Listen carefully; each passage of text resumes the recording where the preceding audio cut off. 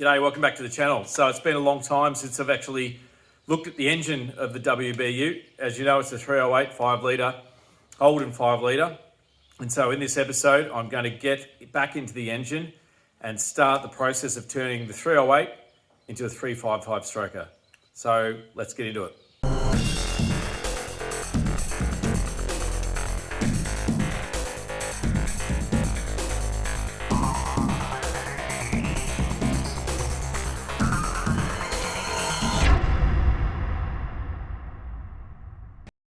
Okay, so as you've just heard, I've decided to go the 308 to a 355 stroker conversion. I don't have any engine experience whatsoever. Same as fabrication, I went into this completely blind. I'm going to the engine completely blind as well. All I know that there's a lump of metal sitting over in the corner of the room with a lot of cobwebs on it. It's got the trans on it as well. It's a turbo 350, full of grease, full of cobwebs, and full of shit, basically. So it needs a complete overhaul. Now, a lot of people would say, don't waste your money, don't waste your time in the old 308. You know, get an LS1, drop her in, Bob's your uncle. As far as I'm concerned, everyone does that. And, you know, it's cheap power. I know it's cheap power. It's good power. They're a good engine. They're a reliable engine. And there's a lot of modifications out there to bolt them straight into the H-series chassis and all the bells and whistles that go with it. However, I'm going to stay true to this build, and I want to use everything that was in the ute and put it back in there. And that includes the engine. So I've always had a soft spot for the 308, the 5 litre, being when I was younger, we used to go to BNS balls, heaps of guys had the 308, the 5 litres, you know, the twin exhaust, 3-inch, you know, without mufflers, just barking all night. And there was something addictive about that sound. You know, everyone loves the 308. As they say, never late the 308. They go hard when they're done well, and they sound bloody awesome. So, and there's something about the old school 308 noise, I reckon it's different than an LS1. The LS1s sound great if you've got all the bells and whistles on them as well and good exhaust. However, there's something slightly different about the older engines that I really like, and they're not making any more of them, and I might as well save one. So that's what I'm going to do. Whether it comes back to bite me, I've got no idea, but I'm going to try and mitigate the risk as much as possible by being very careful, being methodical, and doing my bloody research, and also relying on you, the community, that has helped me so much through this build. I know there's some engine guys out there watching. I know there's some fabricators that have been watching, and they've been helping me with the bodywork, and now I'm sort of asking for some help with the engine. This episode is really just an overview of what I need to do. Yeah, I could get it to an engine builder, and you know, I might do that, but the costs double, triple, and I don't have the money or the budget to play with to do that. So that's another reason I want to do it myself. Now, I've spoken to a guy on Facebook called Luke Schiller. Now, I've asked Luke to potentially get online and have a call with me and discuss the options with this 355 stroker kit that I've decided to go with. Now, I don't know too much about him. I have spoken to him, I have emailed him, and he's on the Facebook group WB Styleside Utes. He has a pretty good name for it, for himself and his business with supplying these kits. And so with the recommendations of that group, I've decided to get in contact with Luke. I'm going to try and get some feedback from Luke, and if I can, he said he's a bit camera shy, but I'd like to get him on camera as well and just explain to everyone like myself who's thinking about doing a 355 stroker on a Holden is, you know, how you can go about it and what's out there. So anyway, I'm going to go and have a look at the engine. I'm going to have to drag it out. It's in the middle of behind the spray booth. Drag it out, give it a rinse, give it a clean up, and just assess what I need to do in order to start the restoration process on the engine. So let's get into it. All right, so there she is lying behind the fuel tank, an inner guard and a bonnet, and a lot of plastic. This booth is becoming quite the shambles. It needs a good clean up once I decide to spray. And you can see it's falling down, so I'm going to have to tape it up. But for now, the main thing is to drag this engine out. And yeah, I've got a lot of things blocking me. So I'm going to have to move this, move that, move those, somehow skull drag it out the side of the booth and start looking at it. So I don't know how to move engines around when they're out of the car. So generally you'd have an engine crane. I don't have one. I've got to get an engine stand. But until that point, I'll probably be wheeling it around on a dolly or something like that. So just another problem to figure out. But for now, I'm just going to clean all this stuff up, get access to it, and see if we can pull this thing out.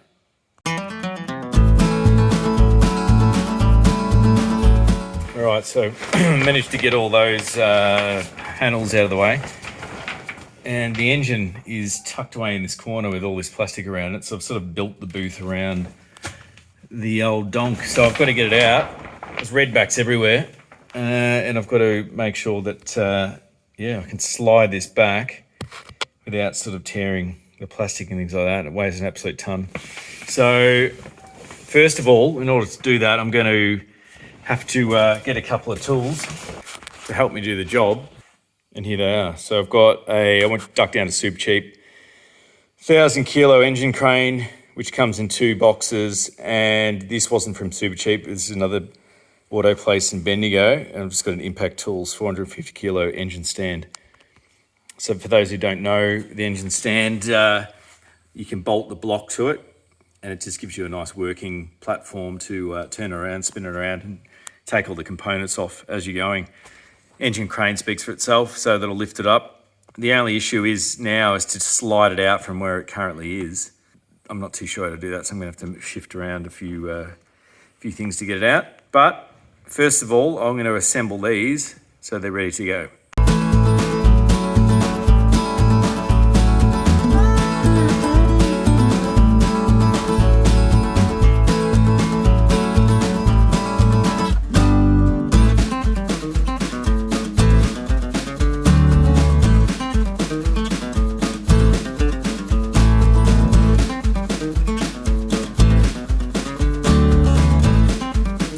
Okay, so engine crane, engine stand completed. Took about an hour and a bit. So now I'm going to get a ratchet strap, attach it to this pole here, and see if I can ratchet the engine gearbox out into this open bit. And then we'll start looking at taking the transmission out.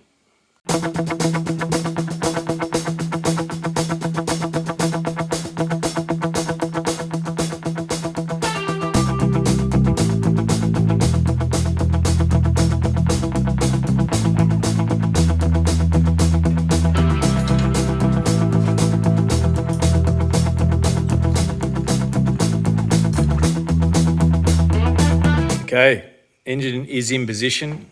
I've just put the 2 tyres there, and now it's come time to put or take off the transmission, which I don't exactly know what I'm doing. So yeah, as you can see, it's filthy. What I'll do is I'll take the transmission off first. Then once things start to become a bit lighter, I can move them around and clean them and take them out of here. However, this engine crane worked well. I cleaned up the shed a little bit and just made this little section here. So this can be the engine area. That table is going to be handy to put stuff on as well. So for now, this will do until I make a hole in that workshop over there, and then I can maybe have an engine room there. There you can see, for someone that doesn't know the way around an engine, there's a lot of stuff going on here. So I am just going to break it down into small, simple tasks like I usually do. I find that that's the easiest way to do it. Don't worry about all this stuff here. Don't worry about that. Just worry about the transmission. Get that off first. So someone told me before that you want to try and take the torque converter out at the same time you take the transmission or remove the transmission from the main block. That will stop transmission oil spilling out all over your floor. So I'm going to attempt to do that.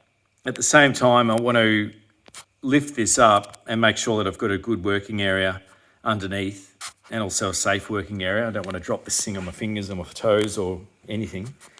Start to undo the torque converter bolts and the bell housing bolts. Maybe I'll crane the transmission, and then we'll go from there.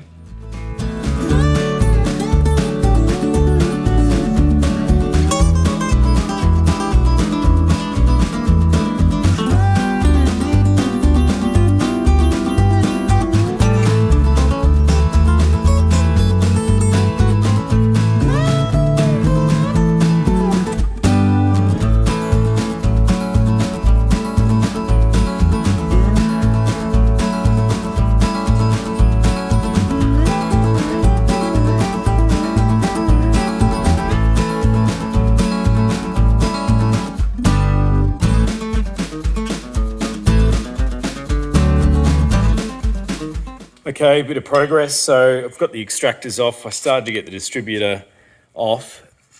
I've got to revisit that because it comes out and then stops. So there's obviously some kind of twisting or something you have to do with this to get it out. I'm going to leave that for now. Trying to label things as I go, just so I don't get into trouble. I imagine most of this will be replaced anyway. When I recondition it, because there's no point putting rusty stuff back on and perished hoses and things like that. But so we've got the cover plate off for the transmission. I've put some safety blocks here, although not the best. They're going to do the job and stop it from falling on my hands and things like that. So from what I've been told, I've got to undo these torque converter bolts, and once they're undone, there's one each side, I think, inside that where the cover plate was. Then I undo the transmission bolts, and I've got to slide the torque converter and the transmission off the block, so that way you don't piss oil everywhere, apparently. That's what I've been told, so I'm going to try and do that. And so yeah, I've got the old extractors off, which were the old motivators, 586B. I'm not too sure what the MPH stands for. Motivator.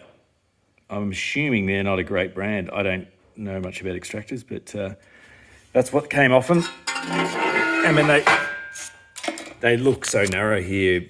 You know, you've got so much constriction for airflow that for exhaust gases and things like that, it's a no-brainer to think that you could get better extractors. So they're going.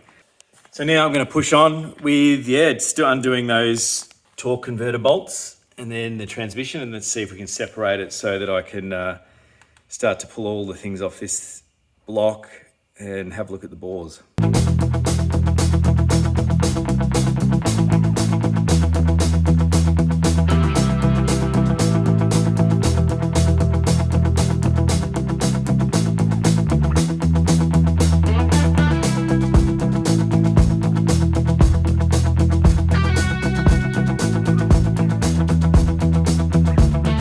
We have a success. Transmission is out. It wasn't too hard. The torque converter, 3 bolts on the GM torque converter, but you just have to hold it. The whole thing was spinning when I was trying to undo it, but I just put a spanner on each side on each nut, and that stops it from spinning. And then you just turn the cog to access each nut as you go around. But yeah, it looks reasonably new. I don't know if this was reconditioned before the last restoration. I imagine it has been, because it was a good transmission. It never missed a beat, and it felt like it had pretty quick shift. So I don't know if that's a shift kit was installed. I won't know until I take it apart. With transmission, I'm not actually going to even attempt to do that because they are really complicated. But if anyone knows of someone that's good with transmissions, I'm going to take it to someone just to get them to look it over, and if they need to just do a service on it and a clean up or an actual refurbishment. Bendigo area, Castlemaine area, or if so, around the area, around those central Victoria areas is good. If not, Melbourne. But yeah, up for recommendations on someone that can do a refurbishment or a clean up and a check of a turbo 350 transmission. So yeah, now I've got the engine supported with obviously the engine crane, the tyres with some wood underneath, and I'm sort of figuring out which way to go now. So rocket covers obviously need to come off, manifold needs to come off, and then the carburetor is the old Rochester Quadrajet. So I might take that off separately to the manifold, and then once that's off, we'll get a look into the valley, as they say, and then we'll take the rocket covers off, and then we'll get to the heads, and that's where things start to get interesting. I can actually then expose the bores, look at actually measuring the bore size to see if this thing's been, or how far this is being bored out to. And when I bought it, the guy mentioned had been worked already. So I don't know exactly how big over it is, and if it's any more than 40 thou, I don't think you can do anything about it. Well, you can't machine any further than that, I don't think. Maybe 60 thou. Someone correct me if I'm wrong. the reason you need to know is that you obviously need to order the correct pistons for the size of the bores. So that's very important. And until I find that out, I can't order the stroker kit for it. I'm going to continue with dismantling this engine and we'll see how it goes.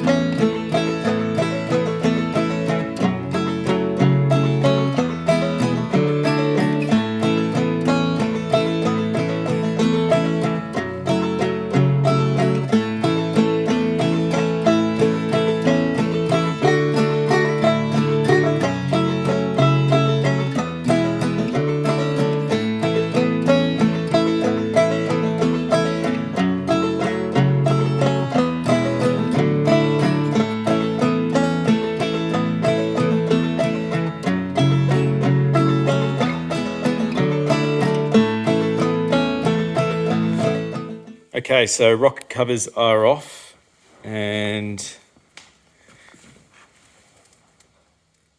obviously the manifold's off as well. So yeah, really quite surprised at how clean it is. I thought it was going to be a lot worse than it is. It's actually quite a clean looking engine.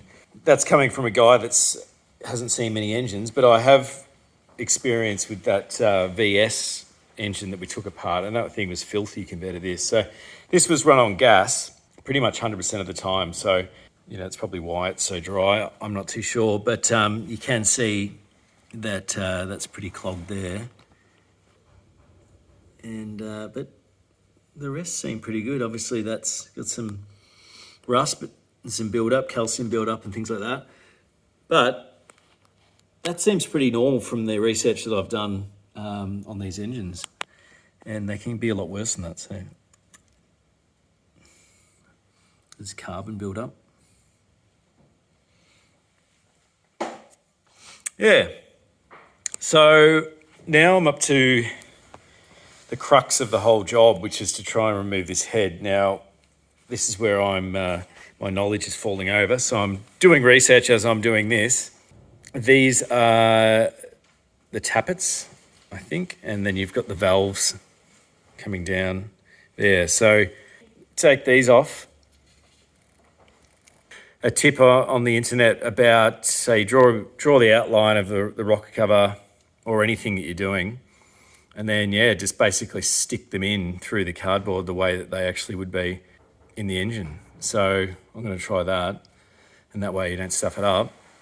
And then lay it out on the table. I'll probably have to clear this table out so that I can start laying it all down there, and yeah, that'll be the engine table. So I'll just do one side so I can get to the cylinders and expose the cylinders so we can find out exactly how much this has been bored out.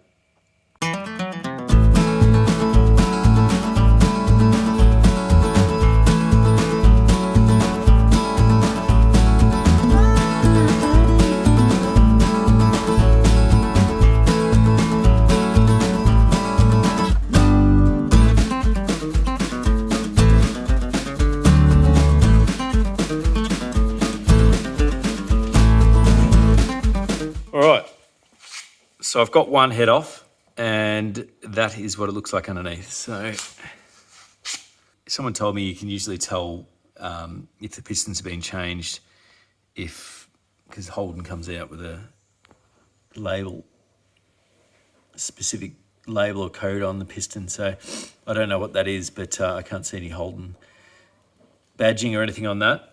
But I can see a fair bit of carbon build up. See these, I don't know if they're supposed to be clear. I think they are. So that's just like complete calcium buildup you can see there, which would not be good, I'd imagine, for overheating. This engine never overheated anyway. It was a really reliable engine. And as you can see, correct me if I'm wrong, but I think that is a pretty clean bill of health. So it's getting dark, so I've just put the flashlight on. So yeah, here I have done a cardboard box and just drawn the head, right head looking forwards from rear of engine, so don't get confused. And I've just put all the bolts that actually hold the head onto the block in the right positions, and then all these tappets in the positions. Unfortunately, this broke when I was undoing this. Yeah, so you probably, I don't know, I've seen some footage of guys using sort of like a hammer drill or a ratchet air gun to get these out, because obviously the slight tapping effect breaks that steel, but I was just using a ratchet, and this one was stuck, and as I forced it, it just snapped that, but it broke pretty easily. So I don't know whether they are actually fragile or this was actually worn.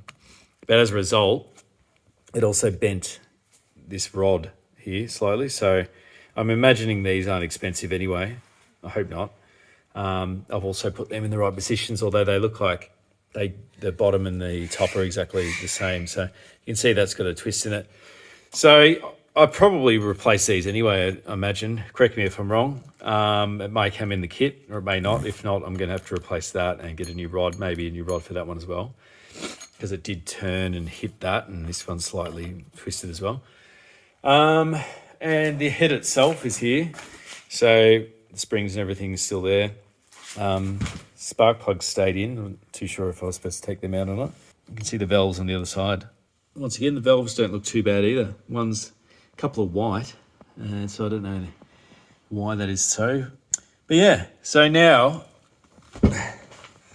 the idea was to measure these bores, or measure a bore, so that I know how far it's gone over. I don't know what the limitations are on these blocks. Someone mentioned 60 thou. You can't go any more than that. So you need to get a special tool to measure this. You can't just use a micrometer, because it doesn't actually do an accurate measurement of how many thous over. So one of the local guys has got one, and I'm going to go and grab it, get him to show me how to measure it. And then once I've got that, this episode is finished, and I've determined what I need to order the 355 stroker kit. So I'll go and get that measurer, and I'll come back. All right, so Neil Boyle came over. He's a local mechanic. I've mentioned him before. He helps me with a lot of the technical stuff, and in which I couldn't do without him, actually, with the technical stuff. So he's come over with, it wasn't a micrometer, but it was a similar contraption. However, it was accurate at reading the distance between each bore size. So an indication of the bore size, he told me you could read from the top of the piston. And so 902020, don't worry about the number underneath. So basically this number here indicates how many thou over that piston was. And so that's 20 thou over, because 020. So just to confirm, we did measure the inside of the bore and it was correct. It was 20 thou over. And he also did look at the insides of the bores, and there's no bore scoring or anything like that. It will need a hone just to get the carbon stuff off. But essentially, yeah, it's 20 thou over. Now, I did speak to Luke Schiller, who I am going to get the kit off, and I did mention his name before, and I spoke to him at length yesterday, and he's happy for me to mention his name. And he told me that, just to be sure, if you haven't measured, a lot of people say, they look at the top of the pistons, they see the number, and then they go, right, I need a kit that's got 20 thou over. And sometimes that's not right, because obviously wear and tear and things like that. It could be over 20 thou, and so therefore when you get the pistons at 20 thou, it doesn't fit, and there's gaps and things like that. So he suggested that I bore it out to 30 thou over and then order a 30 thou kit. So I don't particularly want to do that, and Neil said that they were fine at 20 thou over, so that there's no wear and tear. Admittedly, we only measured one, so I might actually talk to him about that and measure all of them just to see if they are accurate. And then I will know whether I can order that kit for 20 thou. Now, another thing with the kits is they are actually, due to the COVID situation. Kits coming out of America are quite rare, and they've been limited supply, so there will be a wait on those kits. And that's a bit unfortunate. It could be 8 weeks, it could be longer. But I do want to go through Luke because he knows his stuff, and I don't want to deal with anyone that doesn't know their stuff with this kind of thing. So I'm happy to wait. In the meantime, I can move on with the body and things like that. But it could be sooner, so we'll see. So I'm just Luke sent me through a list of components for a similar build that's going to be dynoed the next 2 weeks. And based on that, he would be hoping that you would get around 400 horsepower, 390, 400 horsepower with that 355 balanced kit. And it's also got a bolt-on roller rocker kit on it as well. So I'm going to do exactly the same build on this. This has got standard heads. I'm not going to go the VN heads. Purely just a cost perspective and also stuffing around. And he said with the standard heads, you can still get reasonable flow. However, obviously the VN heads are much better at oil flow. But you can still get around 390, 400 horsepower with the standard heads. So I'm going to go down that path. Many might say that's a mistake, but Luke knows his stuff and he was saying that you can do that. And it's fine. Unless you're pushing massive horsepower, then, obviously you would go to the VN heads as well. So, yeah, so that's it. So I'm happy with the way that the engine's looking after opening them up. Obviously, you've still got to take this head off. And then we can then I'll keep disassembling it with the fan and the pulleys at the front. This bracket system was holding air conditioning, which I no longer need, so I won't need a large bracket like that, which is probably off a Statesman or something. So I'll be selling those components and the air conditioning components if anyone is after that. So that's it. I'm going to wrap it up now, and I'll read you the list of things that I'm going to be speccing to buy for this engine in the kit. As mentioned, I'm just going to quickly go through the list of items that Luke has sent through that will do the job for this 355 stroker build. Item number 1, Scat Holden 355 complete balanced assembly. With the kit, you can choose for a variety of cams. I didn't realise there were so many options with cams, but from Crane Cams, he's actually spec'd out that a H226/314 cam would be the way to go. I just said that, this is going to be a street car. I'm not going to be doing burnouts or anything like that kind of stuff. This is just a cruiser on a Sunday, but you want obviously nice power. So the H226/314, and you don't want to go too heavy on your cam, especially if you're running, the standard heads and things like that. And so with that, you don't want to be using the stock tappets and things like that. So he suggested to get a Crane Cams bolt-on roller rocket conversion kit, and that's $680, and that will allow the system to work with that bigger cam. Crane Gill springs, retainers, and locks to suit. Crane Vite and valve stem seals. Roller Master billet double row timing set. I don't know if I could use the one that's on there to save some money or just get it. It's only $150. Power Bond Race Series SVI harmonic balancer and ARP balancer, bolt washer. Scat Holden V8 HD flex plate. It might be fine to use the flex plate that's already in there, and that's a little bit of a saving. So, for around sort of 3.5, I reckon I could be in with that build, and that's not including the machining. I've got a Rochester Quadrideck carby. I know they're not the best, but he reckons that they will do. Give it a clean up and see how it is, and if it's performing all right, that's $600, $700 you could save there. I've got the Edelbrock Holden Performance manifold, which it's a $700 manifold, $600 or $700 manifold. That's fine to use. So if I could reuse that, I'm saving $1,500 there, and then I can put the money in with this kit and the machining. And obviously there's little odds and ends that will go on top of that. That's going to be additional cost, but it's not going to be astronomical for a 355 stroker build. So I'm happy to push forward with it, providing I can get the kits. So that's it for this episode. Thanks for tuning in. If you haven't watched all the episodes, please start from the beginning and watch all the way through. Check out my Instagram for updates in between each episode. That's Barnsy's Builds.